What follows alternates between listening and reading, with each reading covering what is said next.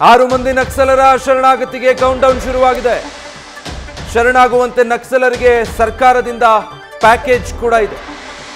ಕೆಟಗರಿಯ ಅಡಿಯಲ್ಲಿ ಪ್ಯಾಕೇಜ್ ಅನ್ನು ನೀಡೋದಕ್ಕೆ ಸರ್ಕಾರ ಪ್ಲಾನ್ ಮಾಡಿಕೊಂಡಿದೆ. ಎ ಬಿ ಸಿ ಕ್ಯಾಟಗರಿಯ ಅಡಿಯಲ್ಲಿ ನಕ್ಸಲರನ್ನ ವಿಭಜಿಸಿ ಪ್ಯಾಕೇಜ್ಗಳು ಅನ್ವಯ ಆಗೋ ಹಾಗೆ 2 ವರ್ಷದ ಬಳಿಕ 3 ಭಾಗಗಳಾಗಿ ಹಣ ನೀಡೋದಕ್ಕೆ ಕೂಡ ಸರ್ಕಾರ ಮುಂದಾಗಿದೆ. ಸರ್ಕಾರದ ಮುಂದೆ ಹಲವು ಬೇಡಿಕೆಯನ್ನ ನಕ್ಸಲರು ಕೂಡ ಇಟ್ಟಿದ್ದಾರೆ.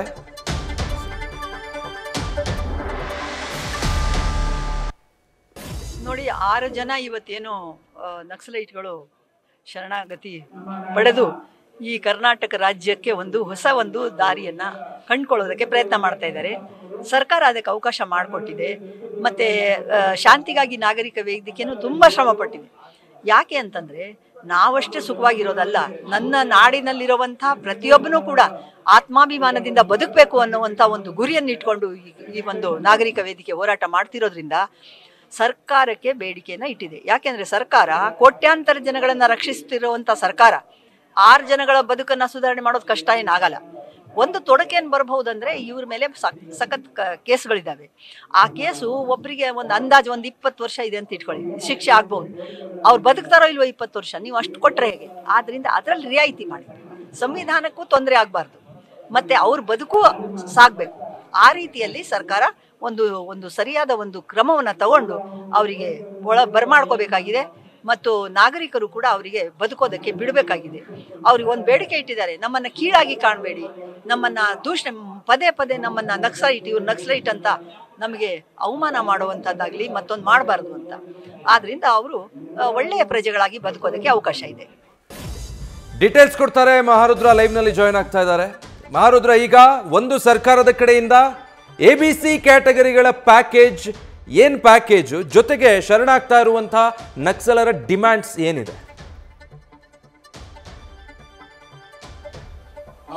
ವಿಜಯ್, ಏನಂದರೆ 6 ಜನ ನಕ್ಸಲರು ಏನಂದರೆ ಚಿಕ್ಕಮಗಳೂರಿನ ಜಿಲ್ಲಾಡಳಿತ ಮುಂದೆ ಈಗ ಶರಣಾಗತಿಗೆ ಇನ್ನೇನು ಕ್ಷಣಗಣನೆ ಆರಂಭವಾಗಿರುವಂಥದ್ದು. ಈಗಾಗಲೇ ಏನಂದರೆ ಕಾಡಿನಿಂದ ಏನಂದರೆ ನಾಡಿಗೆ ಬರ್ತಾ ಇರುವ ನಕ್ಸಲರ ಫೋಟೋ ಈಗ ನ್ಯೂಸ್ ಪಟ್ಟಿಗೆ ಕೂಡ ಒಂದು ಲಭ್ಯವಾಗಿರುವಂಥದ್ದು.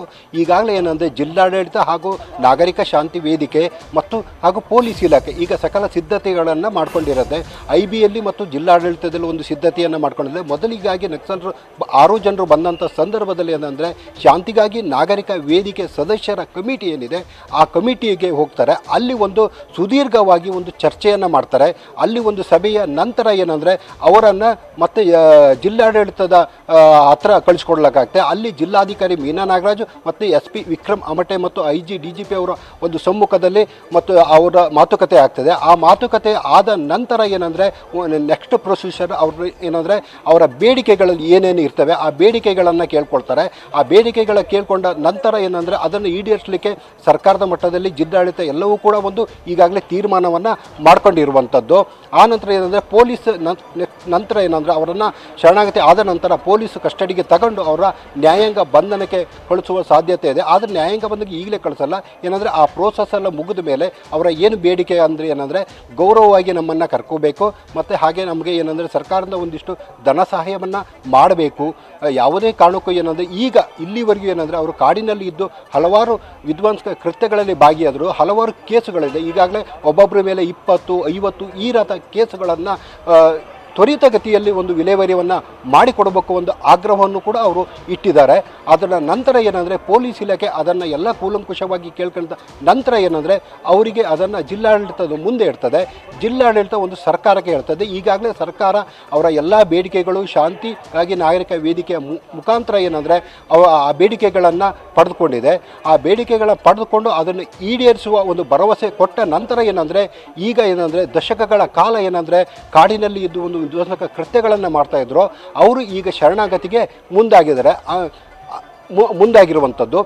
ನಂತರ ಏನಂದರೆ ಅವರನ್ನು ಒಂದು ಕಾನೂನು ಮೂಲಕ ಏನಂದರೆ ಪ್ರಕ್ರಿಯೆಗಳು ನಡೆಯುವಂಥದ್ದು. Vijay, okay, thank you Maharudra. ನಕ್ಸಲ್ಗಳು ಸರೆಂಡರ್ ಆಗ್ತಿರೋ ಬಗ್ಗೆ ಹೇಳ್ಬೋದು, ಉಳಿದ ವಿಚಾರ ಹೇಳೋದಕ್ಕಾಗಲ್ಲ ಅಂತ ಗೃಹ ಸಚಿವರು ಹೇಳಿದ್ದಾರೆ. ನಕ್ಸಲರ ಶರಣಾಗುವಂತೆ ನಮ್ಮ ಸರ್ಕಾರ ಕರೆ ಕೊಟ್ಟಿತ್ತು. ನಕ್ಸಲರ ಕೇಸ್ ಮೇಲೆ ಕಾನೂನು ಪ್ರಕಾರ ಕ್ರಮ ಆಗುತ್ತೆ. ನಕ್ಸಲ್ ಶರಣಾಗತಿ ಬಗ್ಗೆ ಡಾಕ್ಟರ್ ಜಿ ಪರಮೇಶ್ವರ್ ಈ ರೀತಿ ಪ್ರತಿಕ್ರಿಯಿಸಿದ್ದಾರೆ.